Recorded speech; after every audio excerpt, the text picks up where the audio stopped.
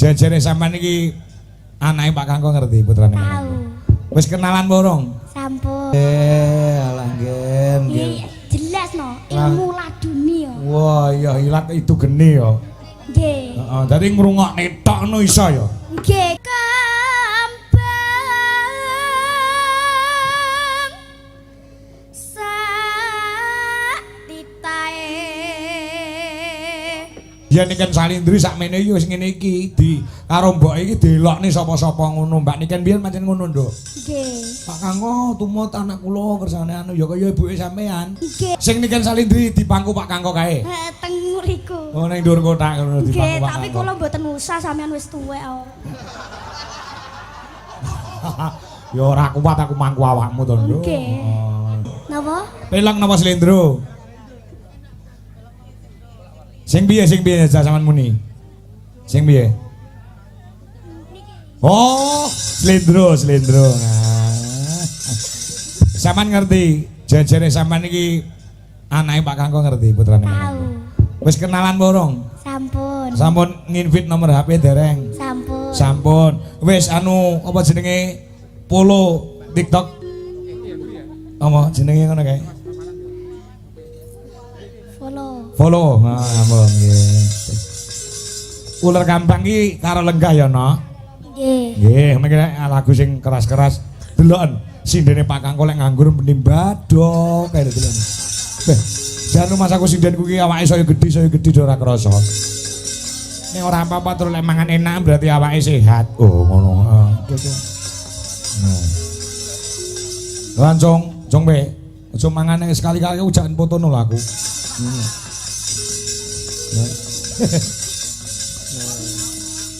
Ya. Ular kambang. Nembe pisan iki muni nggih, Nduk.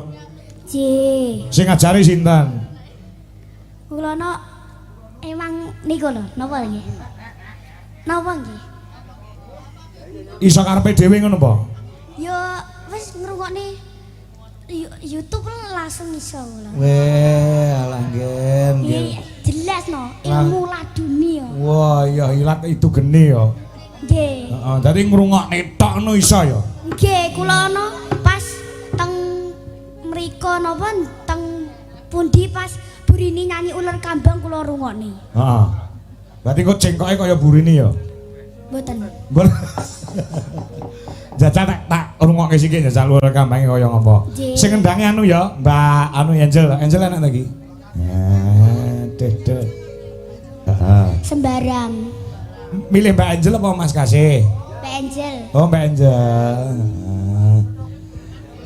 Mbak Angel apa Pak Pung?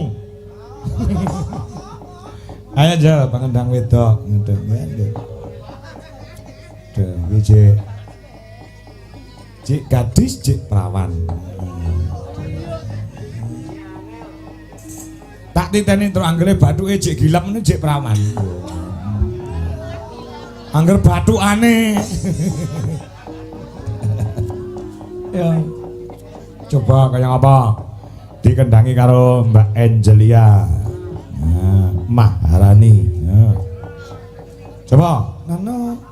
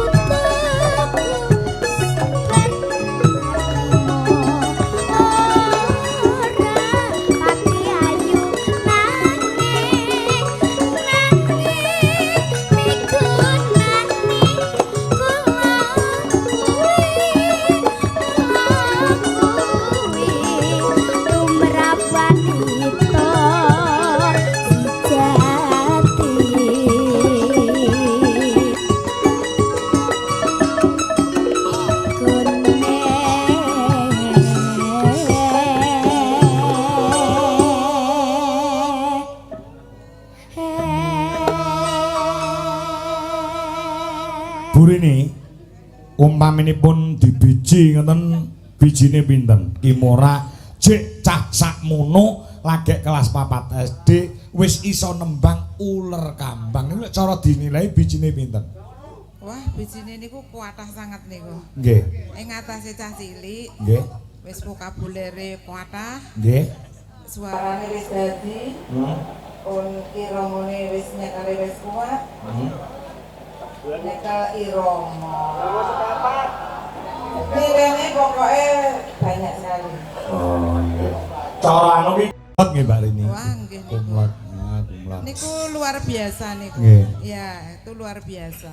Jarang sing ngeten iki nggih, Bu. Jarang enten. Wong sing gede-gede sok kalau masa diajari ular kambang malah dadi ular keket kok. Nggih to. Heeh, karo ular geni kok. Mbak Congpe berpendapat napa tumrap Dik Kimora? Mbado kaya. Rumah sangu korek lambe kok ora gelem meneng. Awakmu ki saya ombo ngono lho, Jong. Wiwi, pendapatmu piye tentang Kimora ki piye? Tak jalik pendapat sita-sita. Luar biasa, Pak. Luar biasa. Nggih, niku saatase saumurane anak kula lho. Sak giwang Sak giwang nggih. Wong giwang mawon sik seneng nangis. Heeh. Lah niki wis iso nembang. Heeh. Nek giwang anake Wiwi iki seneng nangis, nek mboke seneng manuk dadi. Manuk utut ning ngarep omahmu adahe kurungan ke lho. Alah sing diadahi seneng, ra diadahi seneng lho, Pak.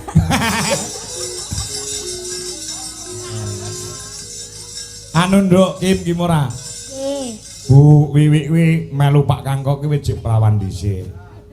Nganti sak ya keten. Nganti rondo ngoten, Pak. Heeh, aku sadar ngomong ngono ora mentol. Mayang, pendapatmu Mayang. Iku yo mbado kaya iki. Ya to. Luar biasa Pak, mentalnya juga udah jadi dulu nek aku sampe ini jek nangis Pak, nembang tapi tetap nangis. Oh ngono ya. Nggih. Soale jek kalah tetek karo Kimora ya. Kalah ini dosis Pak. Iya. Yo, ayo dah. Ada. Pendapatmu apa enggak? Ora tak jaluki pendapat tentang Kimora ning tak jaluk pendapat tentang Gugu ki piye ta? Iya, sae Penak Pak. apane sing penak? Anu kendangane niku lho lah. Oh, kendang. Enak. Weh ya. Iya. Selain kuwi, Sinten Pak? lho Kimora no. Oh nggih. Anu Pak, saya sangat nggih Pak kula riyen sak monten niku dereng saged napa-napa dugi sak niki kok. Lah iya. Kok ki ayu-ayu goblok kanthi tuwek to iki. Maksudnya nggih niku. Iya. Nek ora semua itu menjadi baik itu harus berproses dulu. Butuwi anak wedok iki piye Butuwi ya Butuwi. Mboten pendapat ning namung usul. Usul. Jangan merasa puas, tetap belajar. Sing penting racake lare sakniki kan nganu. Apa? Lek wis iso apa sithik terus nyang campur sari cengkoke wis beda. Oh. Nah, Bener. pertahankan cengkok klasike sampean, cengkok sindenane sampean. Ah, nggih. Ojo tergiur dengan cengkok-cengkok sing yes ngono kae lah. Oh iya. Karo sing senggak iya ngono. Niku anu, niki wau jane Dewanda jenenge tekok lho. Tekok apa? Burine wau lak ngendikan to. Bocah sakmene kok nyekel irama wis pas. Ah. Bu lah lek kula nyekel napa? Ngoten Wanda tekok.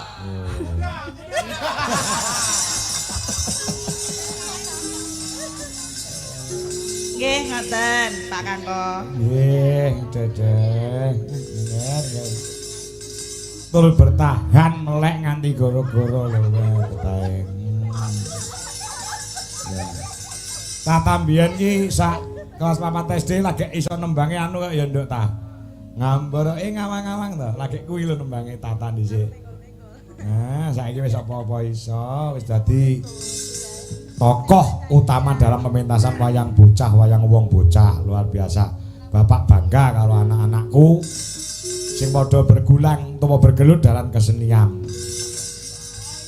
Ya Nak Cahayu, ya Mbak Kimura saka Kediri tak sawang kok inggiran ngene iki jan persis.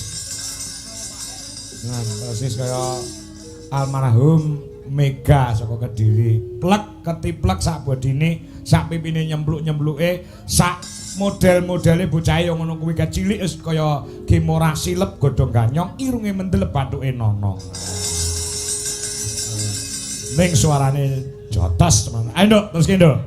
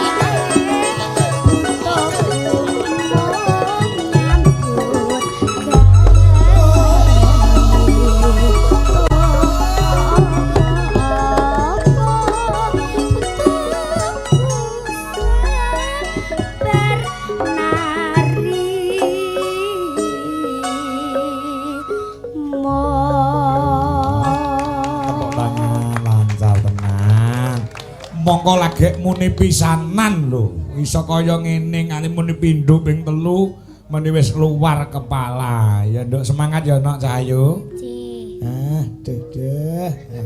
Ngen. Sok nek anakku sing mayangku sing nyindeni Kimura. Mergo sak umuran. Wis ora Mas Adeka ya. Ampun. Ragile Pak Kangkong ya pipine ya goblem kaya sampeyan ngono. Deh.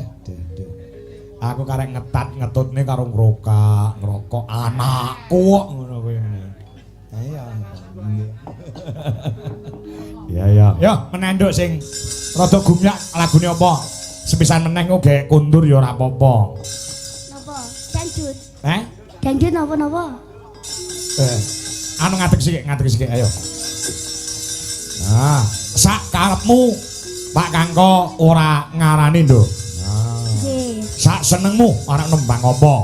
Nah. Ki nek pamundhut pirang-pirang, Mas Joko pilang kenceng. Nggih, tasih ngebyar. Niki Pak Dalang salam sehat sedayanipun amin, nyamleng klasikanipun Dik Kimura. Joko pilang kenceng uga Pak Marsono saka pilang kenceng Madiun uga, Mas Ngadinu Pondok Ungu. Jakarta tetep setia monitor Mas Kangko. Nggih, Mbah nuwun. Uga saka Sunarto Pak Enanda wonten Gemolong Sragen. Nggih. Nembang apa Cahayu? Sing campur sari apa sing campur sari kira-kira? Campur sari nggih. Ki ana mau sing nyuwun negara angin apa negara apa kemanggu. Sakarepmu arep minangkane apa? Ya.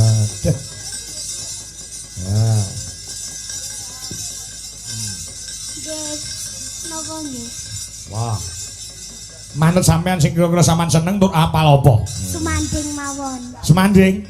Nggih. Aku mau jane arep muni semanding ngono lho dadi. Semanding. Tenan lho, Nduk. Aja lali karo janjimu lho ya karo Pak Kangko. Nggih. Sok nek wis kondang regane larang. Lek melu Pak Kangko kudu piye? Gak usah bayar. Gak sampe. Biyen niken Salindri sakmene iki wis ngene iki di karo mbok iki delokne sapa-sapa ngono. Mbak niken biyen pancen ngono, Nduk. Nggih. Pak Kangko tumut anak kula kersane anu ya kaya ibuke sampean. Nggih, kula ingete sing delok aku delok sing samian karo Mbak Niken Salindri kuwi nyanyi. Nyanyi apa? Sing gak kok semanding to, Mbak. Urung enek. Oh, sing niken salindri di pangku Pak Kangko kae. Teng mriku. Oh, ning dhuwur kotak ngono di Nggih, pangku Pak tapi Kangko. kula mboten usah sampean wis tuwek kok. Ya ora kuat aku mangku awakmu to, Nduk. Nggih. Biyen jaman mangku Mbak Niken kan Pak Kangko jek enom. Nggih. Mbak Niken yo jek cilik dadi ora ngefek. Dadi saiki Niken namane melejit luar biasa.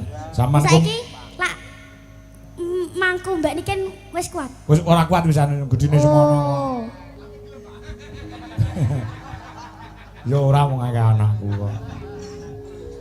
Aku ki wis tuwek cah dadi wis ora aneh-aneh. Nggih. Bapak Kangko ki umure wis meh 48 sok Oktober. Oh, nggih. Arep ngadu apa Pak Kangko ulang tahun nggih. Kapan? Oktober. Oktober. Heeh. Oktober piro? Tanggal 9. Tanggal 9. Heeh. Kula ngadu napa? Apa?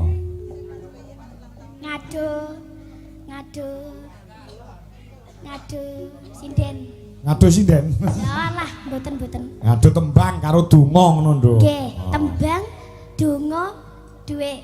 Ya ora usah nek dhuwit Pak Kangko. Ora perlu dhuwitmu kok. Nggih. Nggih.